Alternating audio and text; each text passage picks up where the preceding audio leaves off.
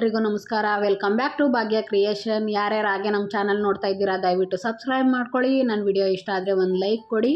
ನಾನು ಇವತ್ತು ಹೋಟೆಲ್ ಸ್ಟೈಲಲ್ಲಿ ಮಟನ್ ಬಿರಿಯಾನಿ ತೋರಿಸ್ತಾ ಇದ್ದೀನಿ. ತುಂಬ ಈಸಿಯಾಗಿ ಬೇಗನೆ ಮಾಡ್ಕೋಬೋದು ಮಟನ್ ಬಿರಿಯಾನಿನ. ಯಾವಾಗಲೂ ಚಿಕನ್ ಬಿರಿಯಾನಿ ಮಾಡ್ತಾ ಇರ್ತೀವಲ್ಲ, ಇವಾಗ ಮಟನ್ ಬಿರಿಯಾನಿ ಮಾಡಿಕೊಂಡು ತಿನ್ಬೋದು. ಅದಕ್ಕೆ ಬೇಕಾಗಿರೋ ಇಂಗ್ರೀಡಿಯೆಂಟ್ಸ್ನ ತೋರಿಸ್ತಾ ಇದ್ದೀನಿ.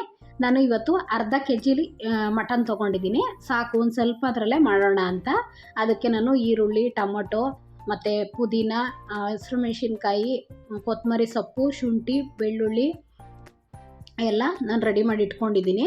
ನಾನಿವಾಗ ಟೊಮೊಟೊನು ಸ್ವಲ್ಪ ಪೇಸ್ಟ್ ಮಾಡ್ಕೋತೀನಿ. ಈರುಳ್ಳಿ ಮಾತ್ರ ಒಗ್ಗರಣೆಗೆ ಇಟ್ಕೋತಾ ಇದ್ದೀನಿ. ಮತ್ತು ಇದಕ್ಕೆ ನಾನು ಬುಲೆಟ್ ರೈಸ್ ತೊಗೊಂಡಿದ್ದೀನಿ. ನೀವು ಬಾಸುಮತಿ ಅಕ್ಕಿ ಬೇಕಾದರೂ ತೊಗೋಬೋದು, ಬೇರೆ ಯಾವ ಅಕ್ಕಿ ಆದರೂ ಆಗುತ್ತೆ.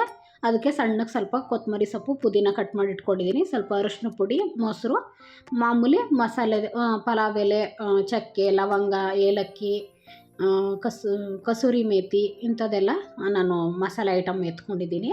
ಇವಾಗ ನಾವು ಮೊದಲಿಗೆ ಸ್ವಲ್ಪ ಇದನ್ನು ಪೇಸ್ಟ್ ಮಾಡ್ಕೋಬೇಕು. ಅದಕ್ಕೆ ನಾನು ಒಂದು ಜಾರ್ಗೆ ಶುಂಠಿ, ಬೆಳ್ಳುಳ್ಳಿ, ಕೊತ್ತಂಬರಿ ಸೊಪ್ಪು, ಪುದೀನ, ಹಸಿರು ಮೆಣಸಿನ್ಕಾಯಿ ಎಲ್ಲನ ಹಾಕ್ಕೊಂಡು ಸ್ವಲ್ಪ ಪೇಸ್ಟ್ ಮಾಡ್ಕೋತೀನಿ. ಈ ರೀತಿ ನಾವು ಪೇಸ್ಟ್ ಮಾಡಿಕೊಂಡು ಮಾಡೋದ್ರಿಂದ ಹೋಟೆಲ್ಗೆ ಯಾವ ರೀತಿ ಮಾಡ್ತಾರೋ ಅದೇ ರೀತಿ ಬರುತ್ತೆ. ನಮಗೆ ತುಂಬ ಈಸಿಯಾಗಿ ಫಾಸ್ಟಾಗಿ ಆಗುತ್ತೆ. ಇವಾಗ ಎಣ್ಣೆ ಹಾಕ್ಕೊಳ್ಳಿ. ನೀವು ಬೇಕು ಅಂದರೆ ತುಪ್ಪ ಬೇಕಾದರೂ ಹಾಕ್ಕೋಬೋದು. ನಾನು ಎಣ್ಣೆಲೇ ತೋರಿಸ್ತಾ ಇದ್ದೀನಿ.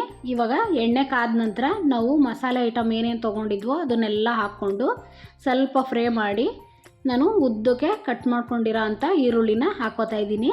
ಅಂದರೆ ನಾವು ಮಟನ್ ಬಿರಿಯಾನಿ ಮಾಡುವಾಗ ಈರುಳ್ಳಿನ ಯಾವ ರೀತಿ ಫ್ರೈ ಮಾಡ್ತೀವಿ ಅನ್ನೋದ್ರ ಮೇಲೆ ಮಟನ್ ಬಿರಿಯಾನಿ ತುಂಬಾ ಚೆನ್ನಾಗಿ ಬರುತ್ತೆ. ನಾವು ಇದನ್ನು ಈರುಳ್ಳಿನ ತುಂಬ ಚೆನ್ನಾಗಿ ಹುರ್ಕೋಬೇಕಾಗುತ್ತೆ. ಆವಾಗ ನೋಡಿ ಈ ರೀತಿ ಹುರ್ಕೋಬೇಕು. ಸ್ವಲ್ಪ ಚೆನ್ನಾಗಿ ಬ್ರೌನ್ ಕಲರ್ ಬರಬೇಕು, ಆ ರೀತಿ ಹುರ್ಕೋಬೇಕು. ಆಮೇಲೆ ನಾನು ಪೇಸ್ಟ್ ಮಾಡಿ ಇಟ್ಕೊಂಡಲ್ಲ ಆವಾಗಲೇ, ಆ ಪೇಸ್ಟನ್ನ ಹಾಕ್ಕೊಂಡು ಸ್ವಲ್ಪ ಮಿಕ್ಸ್ ಮಾಡ್ಕೊಳ್ಳಿ. ಏಕೆಂದರೆ ನಾವು ಪೇಸ್ಟ್ರಲ್ಲಿ ಹಸಿ ವಾಸನೆ ಇರುತ್ತಲ್ಲ, ಅದು ಚೆನ್ನಾಗಿ ಹೋಗಬೇಕು. ಅದರಿಂದ ಚೆನ್ನಾಗಿ ಎಣ್ಣೆಲಿ ಸ್ವಲ್ಪ ಫ್ರೈ ಆಗಬೇಕು. ಮತ್ತು ಅದೇ ಜಾರ್ಗೆ ನಾನು ಟೊಮೊಟೊ ಎತ್ತಿಟ್ಕೊಂಡಿದ್ನಲ್ಲ, ನಾನು 2ರಿಂದ 3 ಟೊಮೊಟೊ ತೊಗೊಂಡಿದ್ದೀನಿ. ಅಂದರೆ ಜಾಸ್ತಿ ಹುಳಿ ಬೇಡ ಅಂತಂದರೆ ನೀವು ಇನ್ನೂ ಕಡಿಮೆ ಹಾಕ್ಕೋಬೋದು. ಏಕೆಂದರೆ ನಾವು ಸ್ವಲ್ಪ ಮೊಸರು ಬೇರೆ ಹಾಕ್ತೀವಲ್ವ, ಅದಕ್ಕೋಸ್ಕರ ನಾನು ಒಂದು 2ರಿಂದ 3 ಟೊಮೊಟೊ ರುಬ್ಬಿದ್ದೀನಿ. ಮತ್ತು ಅದನ್ನು ಹಾಕಿ ಚೆನ್ನಾಗಿ ಅದನ್ನು ಫ್ರೈ ಮಾಡಾದಮೇಲೆ ಸ್ವಲ್ಪ ಅರಿಶಿನ ಪುಡಿ ಹಾಕ್ಕೋಬೇಕು. ಅಂದರೆ ನಿಮಗಿನ್ನೂ ಕಲರ್ ಜಾಸ್ತಿ ಬೇಕು ಅಂದರೆ ನೀವು ಕಲರ್ ಜಾಸ್ತಿ ಹಾಕ್ಕೋಬೋದು, ಅಂದರೆ ಯೆಲ್ಲೋ ಕಲರ್ ಜಾಸ್ತಿ ಹಾಕ್ಕೋಬೋದು. ಮತ್ತು ನಾವು ಶುಂಠಿ ಬೆಳ್ಳುಳ್ಳಿ ಪೇಸ್ಟು ನಾನು ಹಾಕ್ತಾಯಿದ್ದೀನಿ. ಯಾಕೆಂದರೆ ನಾನಿಲ್ಲಿ ಯಾವುದೇ ರೀತಿ ಖಾರದ ಪುಡಿ ನಾನು ಬೇರೆ ಸಪ್ರೇಟು ಉಪಯೋಗಿಸ್ತಾ ಇಲ್ಲ. ನಾನು ಫುಲ್ಲು ಹಸಿರು ಮೆಣಸಿನ್ಕಾಯಿ ಮತ್ತು ಶುಂಠಿ ಬೆಳ್ಳುಳ್ಳಿ ಪೇಸ್ಟಲ್ಲೇ ಮಾಡೋದ್ರಿಂದ ತುಂಬ ಚೆನ್ನಾಗಿರುತ್ತೆ ಟೇಸ್ಟು. ಅದಕ್ಕೋಸ್ಕರ ನಾನು ಇನ್ನೂ ಸ್ವಲ್ಪ ಶುಂಠಿ ಬೆಳ್ಳುಳ್ಳಿ ಪೇಸ್ಟ್ ಆ್ಯಡ್ ಮಾಡಿ ಮತ್ತು ಅದನ್ನು ಫ್ರೈ ಮಾಡಿ ಸ್ವಲ್ಪ ಸಣ್ಣ ಕಟ್ ಮಾಡಿರೋ ಅಂಥ ಕೊತ್ತಂಬರಿ ಸೊಪ್ಪು ಮತ್ತು ಪುದೀನನ ಮಿಕ್ಸ್ ಮಾಡ್ತಾಯಿದ್ದೀನಿ. ಇವಾಗ ಅದೆಲ್ಲ ಚೆನ್ನಾಗಿ ಮಿಕ್ಸ್ ಆದಮೇಲೆ ನಾವು ಒಂದು ಮೀಡಿಯಮ್ ಬೌಲಲ್ಲಿ 1 ಬೌಲಷ್ಟು ಮೊಸರು ತೊಗೊಂಡಿದ್ದೀನಿ. ಮೊಸರು ಹಾಕೋದ್ರಿಂದ ತುಂಬ ಟೇಸ್ಟು ತುಂಬಾ ಚೆನ್ನಾಗಿರುತ್ತೆ. ನೀವು ಇದಕ್ಕೆ ಒಂದು ಬೇಕಾದ್ರೆ ನಿಂಬೆಹಣ್ಣಿದ್ರೆ ನಿಂಬೆಹಣ್ಣು ಬೇಕಾದ್ರೆ ಹಾಕ್ಕೋಬೋದು. ನಾನಿಲ್ಲಿ ನಿಂಬೆಹಣ್ಣು ಏನು ಯೂಸ್ ಮಾಡ್ತಾಯಿಲ್ಲ, ಇರೋದ್ರಲ್ಲೇ ಮಾಡ್ತಾಯಿದ್ದೀನಿ. ಹಾಗಾಗಿ ಮತ್ತು ಮೊಸರದ್ದು ಹಸಿ ಅಂಶ ಏನಿರುತ್ತೋ ಅದೆಲ್ಲ ಚೆನ್ನಾಗಿ ಮಸಾಲೆ ಒಳಗೆ ಮಿಕ್ಸ್ ಆಗಬೇಕು. ಆ ರೀತಿ ಚೆನ್ನಾಗಿ ಫ್ರೈ ಮಾಡ್ಕೊಂಬಿಟ್ಟು ನಾವು ಮಟನ್ನ ತೊಳೆದು ನಾನು ರೆಡಿ ಮಾಡಿ ಇಟ್ಟಿದ್ನಲ್ಲ ಅದು, ಮತ್ತು ಉಪ್ಪು ನಾನು ಇವಾಗಲೇ ಹಾಕ್ತಾಯಿದ್ದೀನಿ. ಏಕೆಂದರೆ ಮಟನ್ಗೆ ಚೆನ್ನಾಗಿ ಉಪ್ಪಿಡಿಬೇಕಲ್ವ, ಹಾಗಾಗಿ. ಅಂದರೆ ಸ್ವಲ್ಪ ಇದು ಮಟನ್ ಬೇಯಿಸ್ಕೊಂಡು ಮಾಡಬೇಕು. ನಾವು ಮಾಮೂಲಿ ಚಿಕನ್ ಥರ ನಾವು ಒಂದೇ ಸಲ ಅಕ್ಕಿ ಚಿಕನ್ ಎಲ್ಲ ಹಾಕ್ತೀವಲ್ಲ, ಆ ರೀತಿ ಮಟನ್ ಬಿರಿಯಾನಿ ಮಾಡುವಾಗ ನಾವು ಹಾಕೋಕ್ಕಾಗಲ್ಲ. ಅದಕ್ಕೆ ನಾವು ಮಟನ್ ಹಾಕಿದ್ಮೇಲೆ ಚೆನ್ನಾಗಿ ಮಿಕ್ಸ್ ಮಾಡಬೇಕು ಮಸಾಲೆ ಒಳಗೆ. ಆಮೇಲೆ ನಾವು ಒಂದು ಕುದ್ದಾದಮೇಲೆ ನಾವು ನೀರನ್ನ ಹಾಕ್ಕೋಬೇಕು. ನಾನು 1.5 ಗ್ಲಾಸ್ ಅಕ್ಕಿ ತೊಗೊಂಡಿದ್ದೀನಿ.